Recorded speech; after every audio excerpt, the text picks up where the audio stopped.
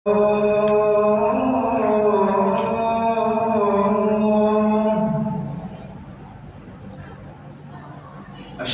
أن محمدًا رسول الله.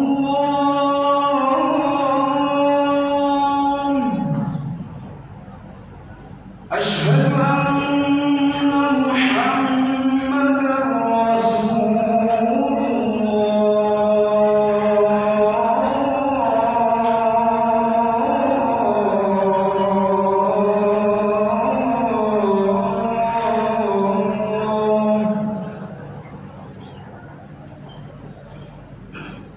حي على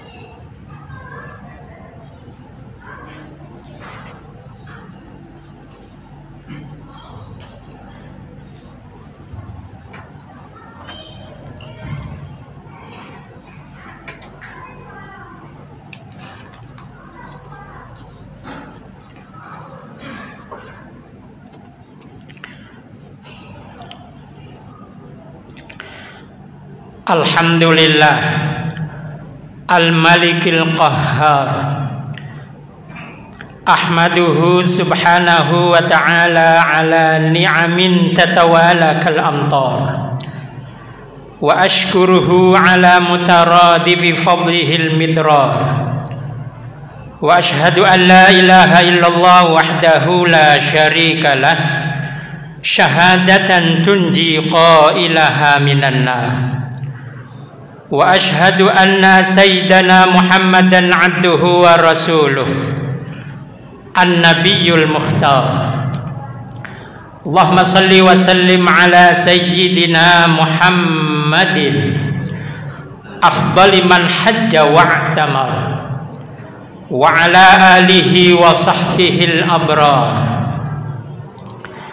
Amma ba'du, fa ya ayyuhal mu'minun ittaqullaha wa tawakkalu alayhi, fama waqa alaykum khairun wala syarrun, wa ma nazala bikum naf'un wala darrun, illa wa nufudhu kulli amrin muhattamun ladayhi.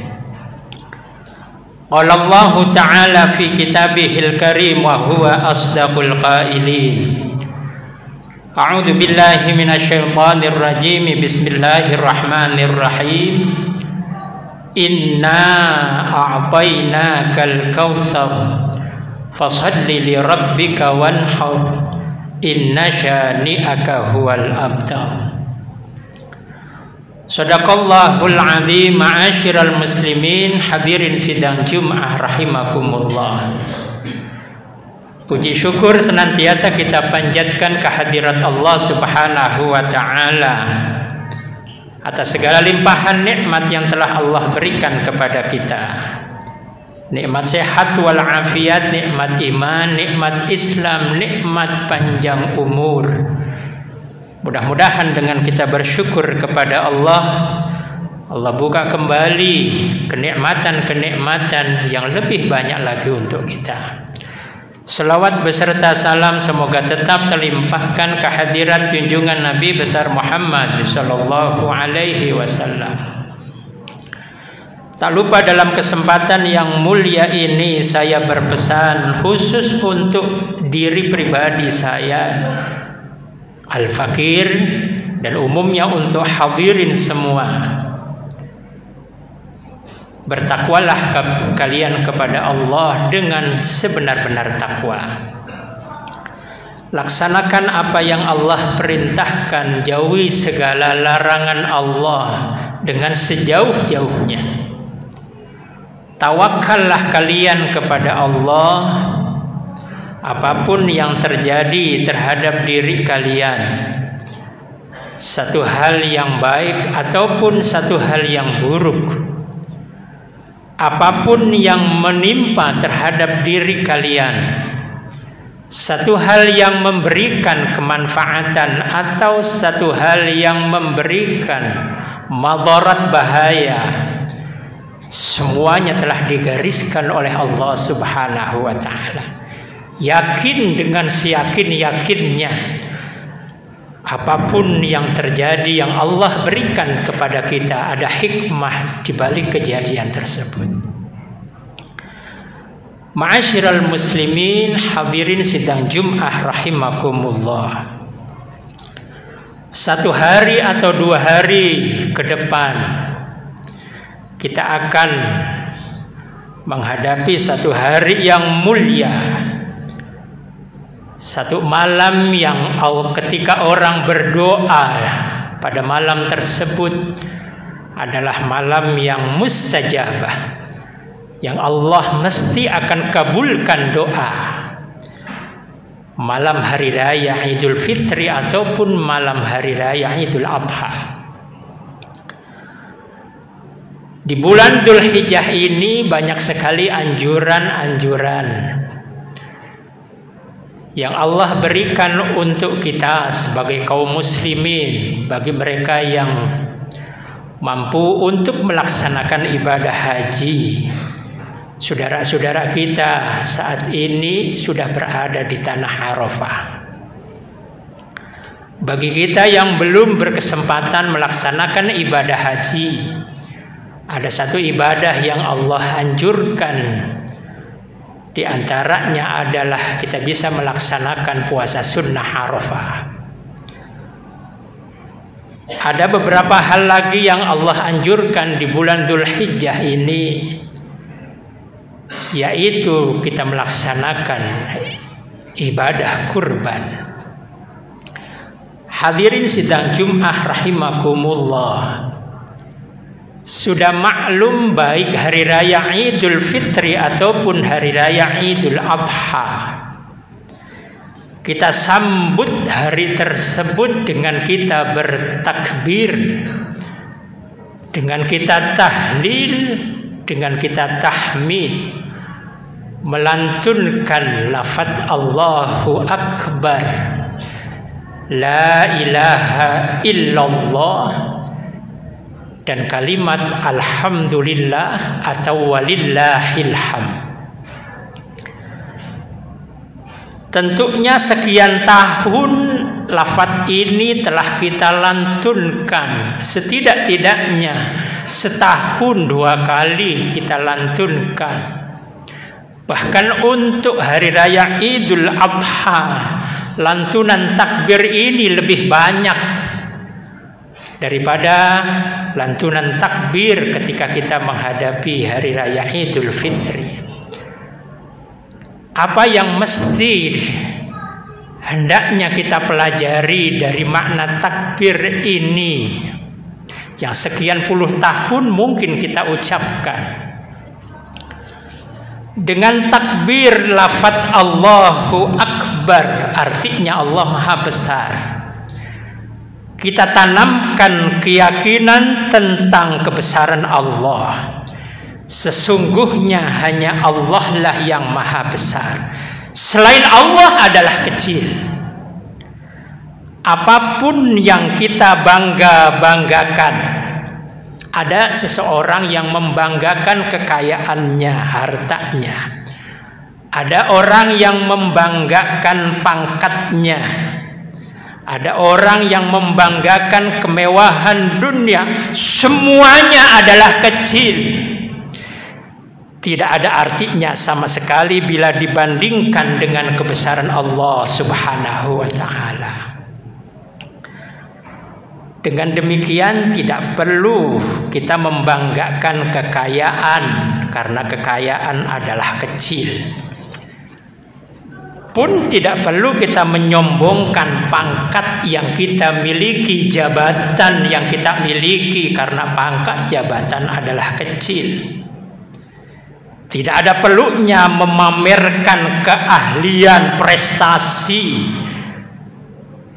karena prestasi ataupun keahlian adalah kecil. Semuanya kecil, dan yang maha besar hanyalah Allah Subhanahu wa ta'ala, Zat yang maha pencipta alam semesta. Allah lah yang berhak untuk disembah.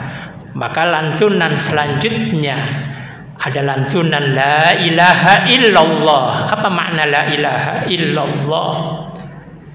Tiada Tuhan yang berhak untuk disembah illallah, kecuali Allah Subhanahu wa ta'ala. Dan Allah lah yang mempunyai zat yang segala kelebihan. Allah adalah zat yang maha dan maha. Maka Allah lah pun zat yang berhak untuk dipuji. Walillahil hamd. Hanya milik Allah segala pujian. Allah yang memberi kekayaan, menentukan pangkat, memberi kekuatan, memberi kemuliaan dan lain-lain sebagainya. Maka Allah lah yang berhak dipuji. Ini diantara makna yang mungkin sudah puluhan tahun kita ucapkan. Kita yakinkan di dalam hati, apapun yang kita miliki selama ini adalah semuanya kecil. Yang maha besar adalah Allah Subhanahu wa ta'ala. Tidak ada siapapun yang kita takuti. Yang hanya kita takuti dan kita sembah adalah Allah Subhanahu wa ta'ala. Tidak ada seorang pun yang berhak dipuji kecuali Allah Subhanahu wa ta'ala, zat yang memiliki segala apapun di muka bumi ini. Ma'asyiral muslimin, hadirin sidang Jum'ah rahimakumullah. Semestinya kita yang diberikan kekayaan harus tahu, sadar siapa sebenarnya yang memberikan kekayaan itu. Cuman bukan sekedar sadar saja. Gampang mungkin kalau sekedar mengucapkan alhamdulillah ketika kita mendapatkan nikmat, mungkin gampang. Bahkan mungkin juga lupa. Tapi yang lebih penting sebenarnya adalah kita senantiasa ingat siapa yang memberikan kenikmatan tersebut, sehingga kita bisa menggunakan kenikmatan tersebut dengan sebaik-baiknya, dan kita bisa senantiasa beribadah dengan sebaik-baiknya. Maka dari itu, ketika sudah tiba tanggal 10 Zulhijjah, sehari sebelumnya kita sudah melaksanakan takbir. Ada satu perintah yang Allah berikan kepada kita. Bagi kita yang mampu, ada keluasan rizki yang Allah berikan kepada kita. Ada satu ibadah yang Allah anjurkan, yaitu ibadah kurban. tanggal 10 Dzulhijjah, 11, 12, dan 13. Allah berikan kesempatan kepada kita yang punya keluasan rezeki untuk melaksanakan kurban di 4 hari bulan Dzulhijjah. Bukan maksud sebagai bentuk kesombongan kita pamer terhadap tetangga ataupun teman, tidak. Tapi ada satu hal yang perlu kita garis bawahi dalam melaksanakan ibadah kurban, yaitu taqarruban ilallah. Semestinya bahasa kurban yang sering kita ucapkan itu adalah bentuk bahasa Arab dari asal kata taqarraba, yataqarrabu taqarruban. Orang-orang kita mungkin ingin lebih simpel mengucapkannya kurban. Sebenarnya itu adalah inti dan tujuan utama orang melaksanakan ibadah penyembelihan seekor kambing, sapi, ataupun kerbau, ataupun onta. Intinya adalah sebagai bentuk taqarruban, pendekatan diri kepada Allah Subhanahu wa ta'ala.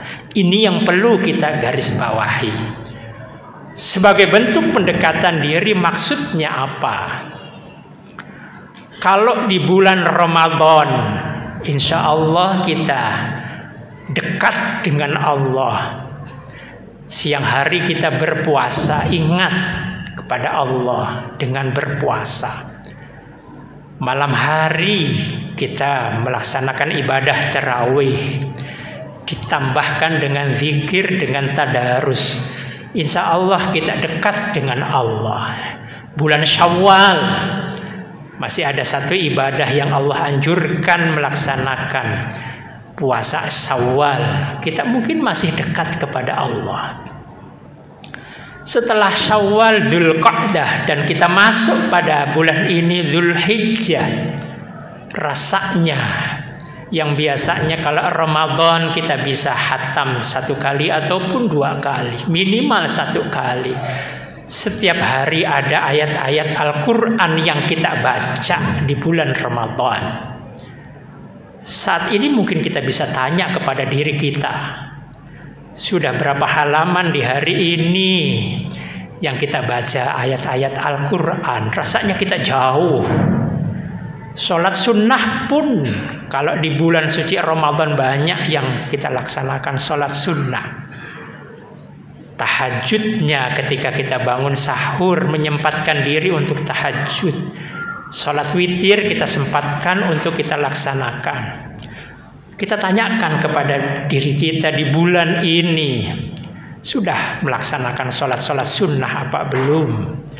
Duhanya, tadi malam tahajudnya, rasanya jauh kita kepada Allah Subhanahu wa ta'ala. Maka ada satu ibadah yang kembali Allah berikan kepada kita sebagai bentuk pendekatan diri kita kepada Allah, sebagai bentuk taqarruban, pendekatan diri kita kepada Allah, supaya kita nggak lupa, yaitu Allah syariatkan ibadah kurban. Mudah-mudahan yang kita mempunyai keluasan rezeki, kita bisa lebih mendekatkan diri kita dengan melaksanakan ibadah kurban.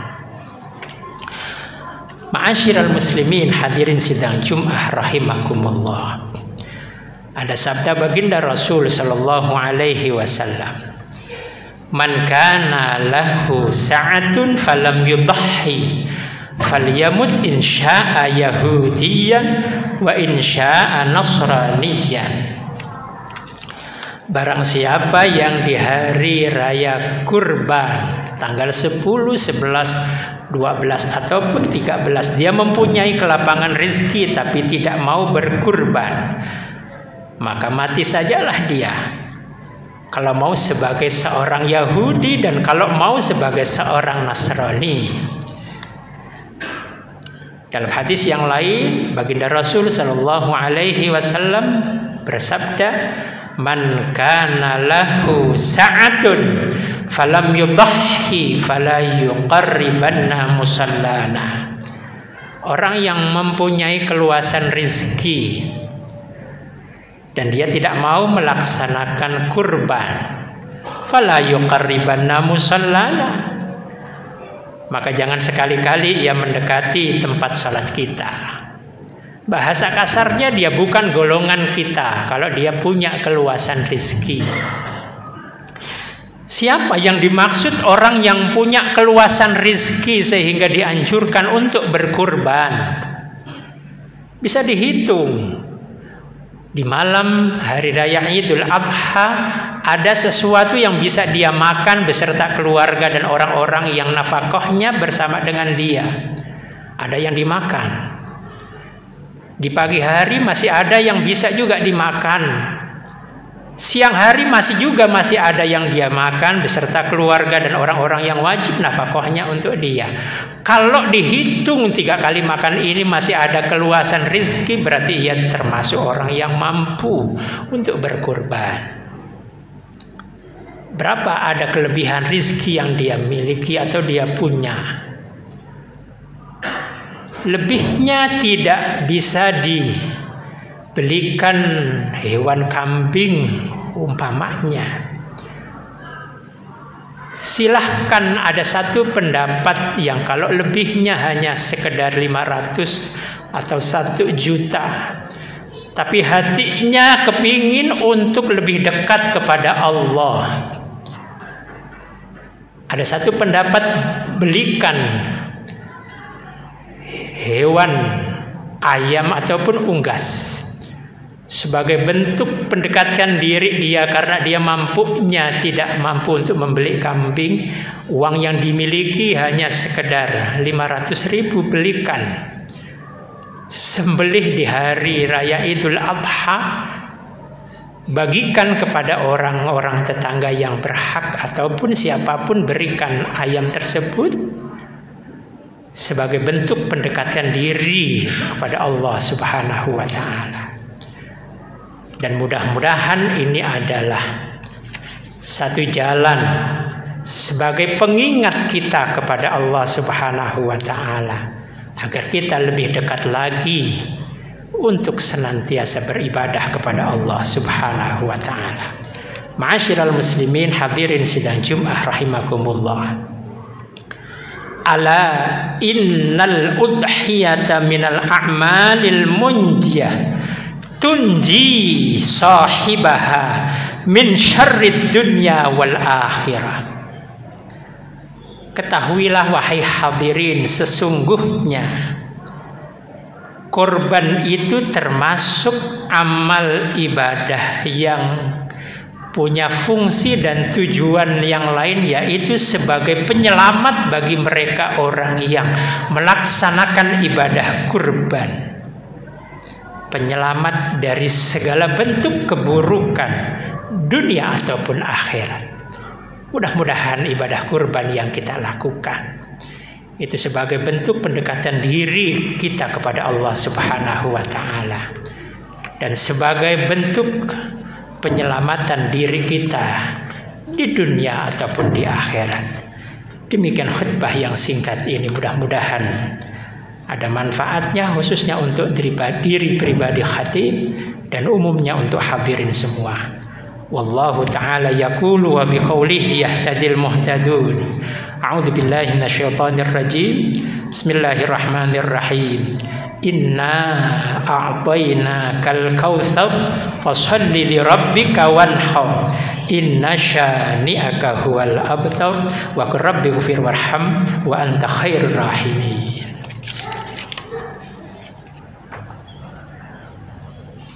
Allahumma shalli wa sallim ala sayyidina wa nabiyyina Muhammadin wa ala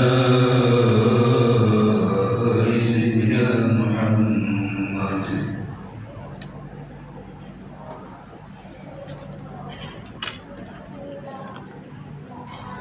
Alhamdulillahi rabbil alamin,